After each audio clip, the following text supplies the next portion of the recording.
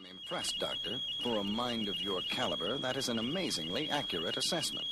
Spock, you can take your Vulcan mind Gentlemen, I suggest we concentrate on the disturbance at hand. Not merely a disturbance, Captain. It is now an enemy. Spock, what are you saying? The Gola is now coming directly toward us. We attacked, and now it's retaliating. That, I maintain, is an irrefutable indication of intelligence. The Gola is a living entity. Well, I'll be... As usual, Spock's logic was faultless and absolutely correct. But this revelation changed our situation dramatically. We were now up against a foe with some sort of mind. Could that fact work for us or against us? We just didn't know. But Spock and Klee were up to something, finally coming out of a huddle at the far end of the bridge. Captain, Klee and I have conceived a possible means of combating this creature. Through its mind, Captain Kirk. Spock says he can electronically transmit mental energy into space through your sensors. But even if that's true, Spock, how could any of our minds possibly be a match for anything so vast and limitless? A point well taken, Doctor. But a single mind is not the ammunition we're speaking of. Spock thinks our one chance is to attack the Gola, not with an individual, but a whole culture. Explain, Spock. A composite burst of mental energy, Captain, composed of all the minds of every member of Klee's race down through the ages. The melding of millions of minds into one concentrated channel. Spock, you're space happy if you believe that's even conceivable, let alone possible. On the contrary, Doctor, it may be impossible in terms of science, but we're not talking about using science here. Magic. Exactly, Captain. I've already shown Klee how to use our computer banks as a storehouse for the millions of mental images he will be conjuring up. I suggest we back away from my consort now and give him room. Conrack was accustomed to seeing Klee's wizardry, but we were not. As his magic drew upon the mind streams of millions of his ancestors, the rest of us stood back in awe. It's fantastic, Spock. I would never have thought such a thing possible. Just how old is your culture, Conrack? How much further does Klee's magic have to reach? The exact date of our origin is unknown. We do know our oldest ancestors came from a far-off planet many eons ago. A planet called Earth. All of us share the same look of amazement. Earth, he said. Could Conrack and Klee be from our very own planet?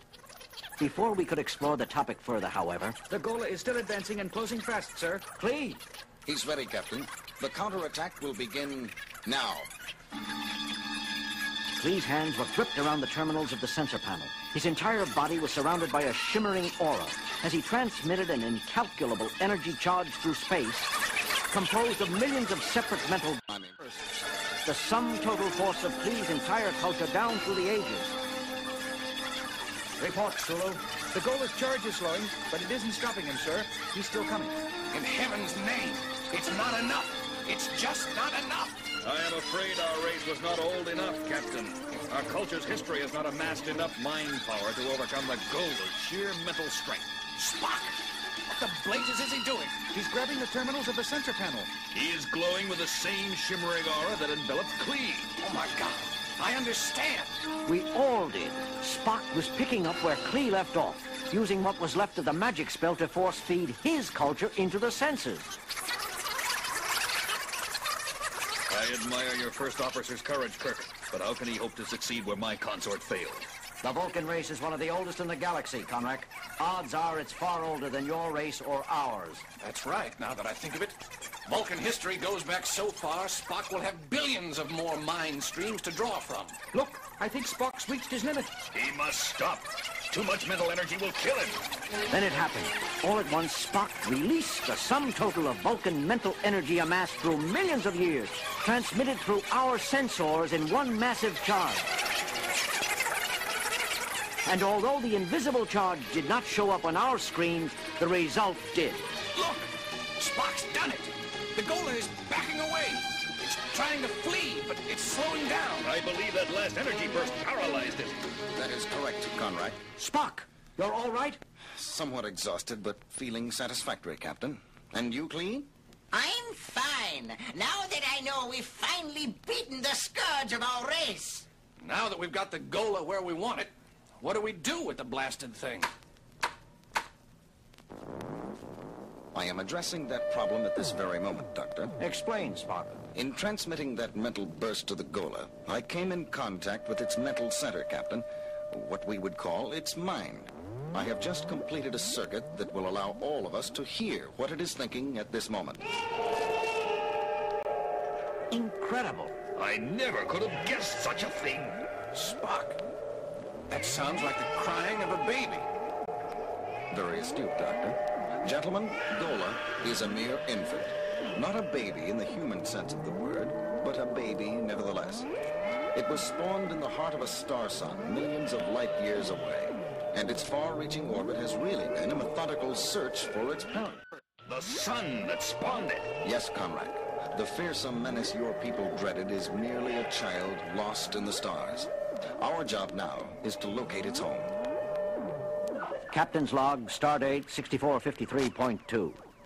After using a long-range tractor beam to pull Gola behind us for several days, we finally released it moments ago. As we orbited the star sun, Spock's calculations had pinpointed as the parent. All of us watched the screen in eager anticipation. Instruments show the Gola is now stationary in the core of the star sun, Captain. Thank you, Mr. Sulu. I think it's safe to say the baby is home. Well, Spock, I've got to hand it to you. As a galactic babysitter, you're not half bad. See you all later. Spock, about Conrack and Klee, something bothers me. Captain, we returned them to their home planet. With Gola gone, they'll begin to progress normally now. I don't see a problem. That part about them coming from a planet called Earth. I can't help wondering if it was our Earth. But there are no historical records of an ancient civilization vanishing from Earth that long ago. Curious. When I took over from Klee at the sensors, I picked up brief mental images of his very first ancestors. They were evacuating a sinking continent in spaceships. Spock! Tell me, Captain, isn't there an old Earth legend about a civilization that sank beneath the sea called Atlantis? Atlantis? Mr. Spock, would you be surprised if you just solved one of the greatest mysteries on Earth of all time? Surprised? Hardly, Captain. Somewhat pleased, perhaps. Spock, never mind.